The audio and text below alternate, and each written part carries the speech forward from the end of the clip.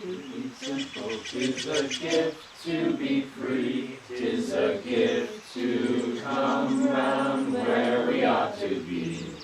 And when we find ourselves in the place just right, it will be in the valley of love and delight. When true simplicity is gained, to bow and to bend we will not be ashamed. To turn will be a delight, till by turning we come round right.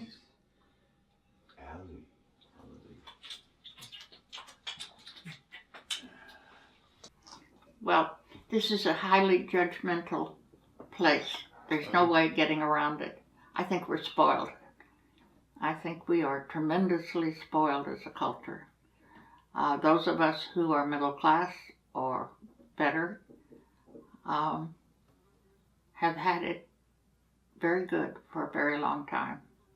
And the core is rotten. And so it's very hard, I think, for people to get out of that and to take a worldview and say, hey, I don't want to be part of this. I don't want to contribute to it. I want to set another example. To make consensus work, you have to have a pre-agreement that you have to have common purpose. Don't try to put together just a bunch of random people and say they'll work. You have to have some kind of a common purpose. You have to have respect for each other. It doesn't mean you have to have respect for everybody's opinion, but you have to have basic respect for the individual. Some places teach facilitation as in there's a goal already. We want everybody to go this way. So the facilitator is going to steer everybody this way. That's not true facilitation. And you're going to have winners and losers. Yeah. And that's what I love about this place, is that there's consensus. Carolyn explains consensus as everyone is allowed to have a piece of the truth. Everyone has the opportunity and everyone has the right to say how they feel without being told that they're wrong. There is no mom and dad. It's everybody's brothers and sisters. And we have, I guess you can say, with consensus and being fair and talking to each other and using nonviolent communication, we can actually solve our problems. There's always going to be a problem. It's a small one here and a big one there, but how we talk to each other is really important.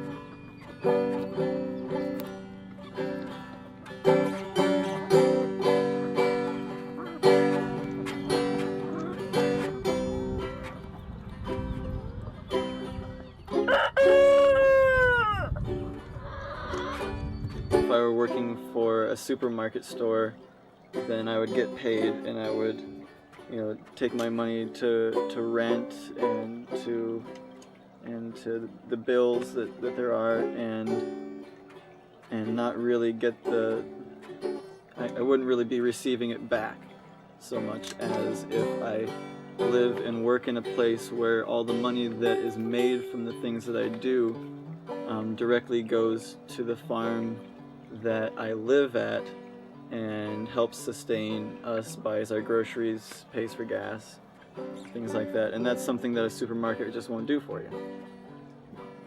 And that really appealed to me. I like working for people who are going to work for me. And it's not a reciprocal kind of relationship in most working relationships in the modern world now. You know, a shared purse, that's a different idea. That's different than what is that, rugged individualism. You know, this isn't about rugged individualism. This is about rugged collectivism.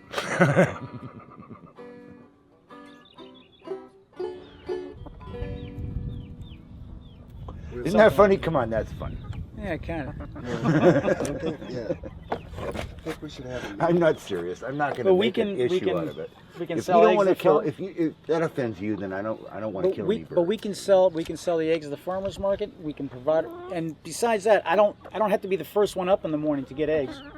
I can actually get around to it later, and I can have 2 eggs. I hate no breakfast. No, but you Frank, know what I'm at some saying? point, brother, at some point, whenever you're raising animals, you need to deal with needing to kill some animals. Do you understand? Like when a hen's not laying anymore, then what are you going to do? Are you going to put her into a retirement community? Or are you going to? Should we make Well, a separate it's like, coop for the birds that don't lay anymore? It's like Big Mama. That's a big responsibility, you she's know. slow How on the am I laying, responsible for this bird's whole But life? she has. Well, we're everybody's having a still got a dialogue job. now. You know, we're engaging in the conversation now, and so it's worthwhile. It's a peaceful conversation because I'm not a hardliner. I don't care. Do you know what I mean? But I think we could eat them. I think we can come You might want to cook them first. Come on, baby. Do it. And if we play baseball, we probably use them. Well, it wasn't the question of whether I do, it was a question of whether other people do. We have people sometimes that'll play sports, you know, sporadically throughout the summer, but we work really hard, and when we're done, we don't really do much. We don't have TVs, and we don't really. We work until we're pretty much exhausted. Most people that have been living here for a while. With days off, you know, we can all get together and have organized fun. Yep. They're extremely boring. You guys should not live here. Bad idea. Extremely boring. Just a whole bunch of stinky hippies walking around being all sweaty.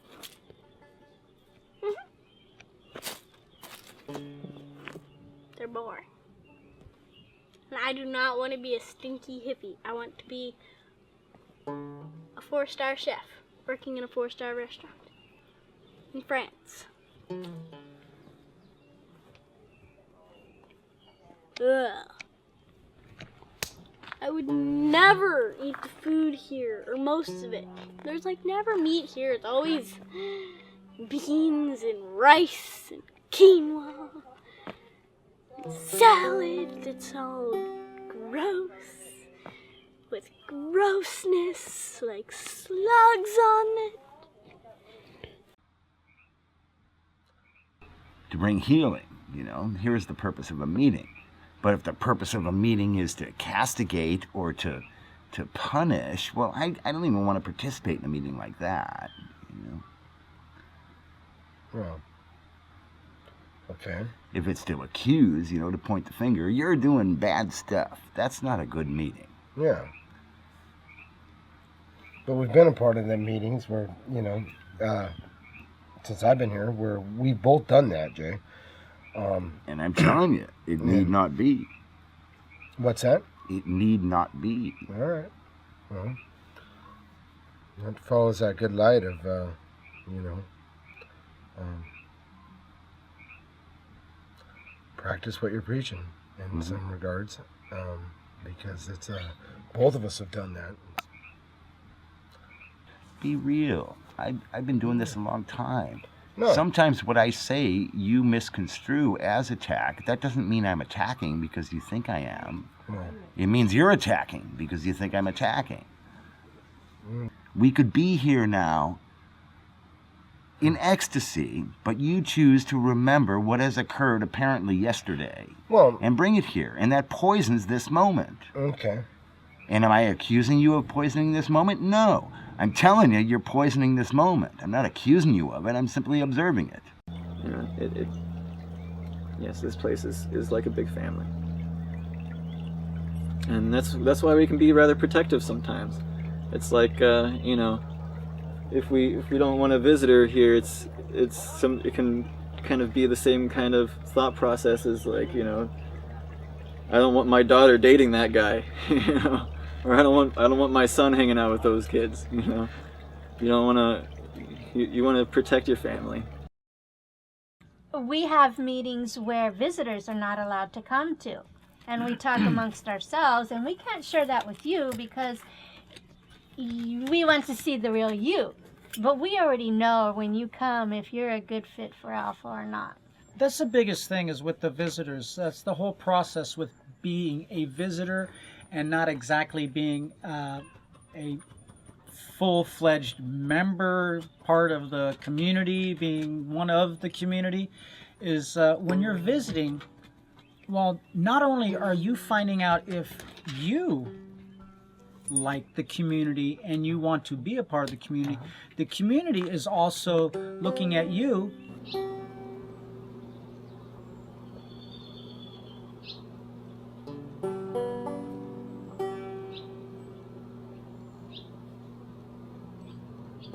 We have people of all persuasions come through here.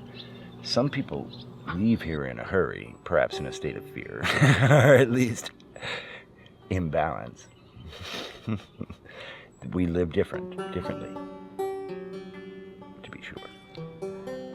Yeah, you can kind of be a sponge for a lot of ideas that are a little odd, and you have to filter through some things that people say. And we get a lot of strange people that come here. We get a lot of very liberal but right-on people, and you know, how do you tell the difference between a crazy person and a right-on liberal person? Sometimes it can be difficult to distinguish if they're being real or if they're fantastical in their mind. Well, they usually let people stay for 3 days the first time they come here, and then they if they want to stay longer, they go to this meeting and it goes by consensus, and they decide whether they could stay longer or not. But we have a couple of other places we need to go. I made him look like somebody that I was in love with and I couldn't have. So that was the first doll I made, and then since then I've made many dolls for myself and for other people. I made a Mexican doll once, and I think this is a good idea, because even though nobody else does it, it doesn't mean that I'm not gonna, you know. I think this is perfect for somebody that can't get a date, or somebody that has lost a loved one and is grieving, and they are really good company.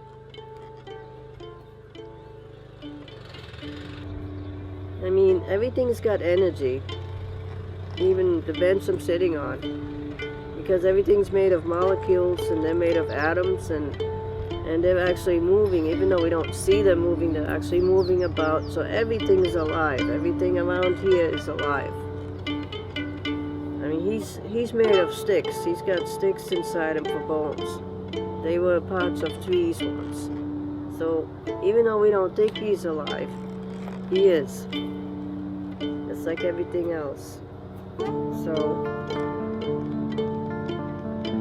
I wouldn't call anything dead. And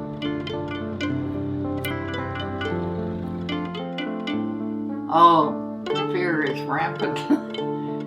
The fear of abandonment, the fear of aloneness, the fear of non-connection, the fear of the neighbor, the fear of the man on the street, the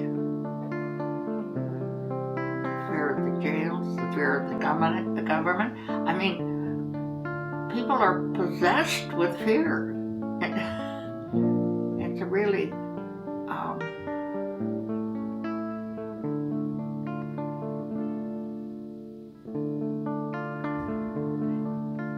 it's such a holdback to how great people are when they act out of fear.